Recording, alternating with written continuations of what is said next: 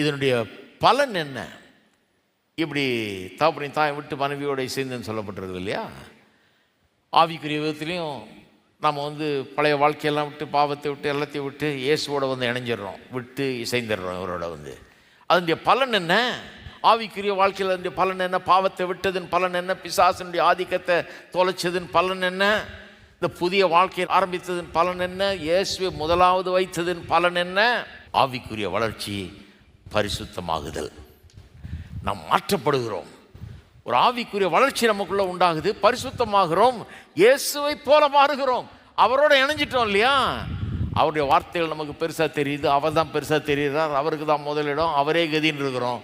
அப்போ அவரை போலவே நாம் மாறி விடுகிறோம். இருக்கீங்களா? அப்போ திருமணமும் அதே மாதிரி தான். அது ஒரு ஃப்ரெஷ் ஸ்டார்ட். பழையவைகளெல்லாம் ஒழிந்து போயின, எல்லாம் புதிதாயின. ஒரு கிறிஸ்துவுக்குள் இருந்தால் பழையவைகளெல்லாம் ஒழிந்து போயின, எல்லாம் புதிதாயின. திருமணம் என்கிறது மீட்பின் ஒரு அருமையான ஒரு காரியமாக இருக்கிறது. அதுவும் ஒரு விதமான மீட்பு தான். திருமணத்தின் மூலமாக மீட்பே வேலை செய்யுது நமக்கு. பழையவெல்லாம் ஒழிஞ்சிருது, எல்லாம் புதுசாகிடுது. இது வேத வசனத்தின் ஞானம். இது சைக்கோ தெரப்பி கிடையாது, சைக்காலஜி கிடையாது. அந்த காலத்திலே ஆண்டவர் சொல்லிட்டாரு, தகப்பனை தாயை விட்டு மனைவியோட இசைந்திருப்பான்னு. அப்போ அப்படி பண்ணும்போது அது உங்களுடைய வாழ்க்கையே மாற்றக்கூடியதாக இருக்கிறது. எப்படி எனக்கு தெரியும்?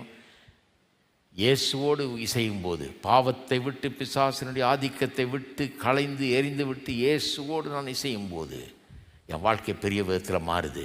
அதுபோல தான் திருமணம். எதை முதல்ல வைக்கணுமோ அதை முதல்ல வைக்கும்போது என் வாழ்க்கை மாறுது. திருமணம் உங்களை மாற்றக்கூடிய சக்தி உள்ளதாக இருக்கிறது. ஏன்? சுவிசேஷம் தேவனுடைய வல்லமையாக இருக்கிறது.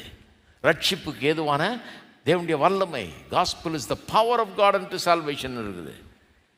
அப்போ அது எப்படியே தேவனுடைய வல்லமையாக இருந்து நம்மளை மாற்றுதோ, அதுபோல தான் திருமணமும் அதில் தேவனுடைய வல்லமை இருந்து நம்ம மாற்றக்கூடியதாய் இருக்கிறது. எப்படி மாற்றுது?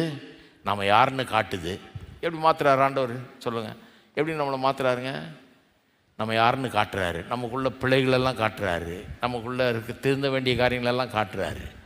ஒன்றா காமிச்சு அவரோட வாழ வாழ நமக்குள்ளே இருக்கிற இந்த அசிங்கம்லாம் வெளியே வருது பாருங்கள், தெரியுது க்ளீனாக. ஐயா, என்ன இப்படி இருக்கிறோமே நம்ம, இதெல்லாம் இந்த மாதிரி வேண்டாத காரியெல்லாம் வச்சுருக்கிறோமே நம்ம அப்படின்னு ஒரு எக்ஸ்போஷர் உண்டாகுது. அது வரைக்கும் நம்ம யோகியாக நினச்சிட்டு இருக்கிறோம், என்ன மாதிரி ஒரு யோகி. ஏன்னா நம்ம எல்லாம் பக்கத்து வீட்டுக்காரனோடையும் எதிர் வீட்டுக்காரனோடையும் நம்மளை கம்பேர் பண்ணிட்டு இருக்கிறோம். அவனை விட நான் ரொம்ப நல்லவன், எங்கள் தெருவிலேயே கேட்டு பாருங்க நான் என்ன மாதிரி இருக்கிறேன்.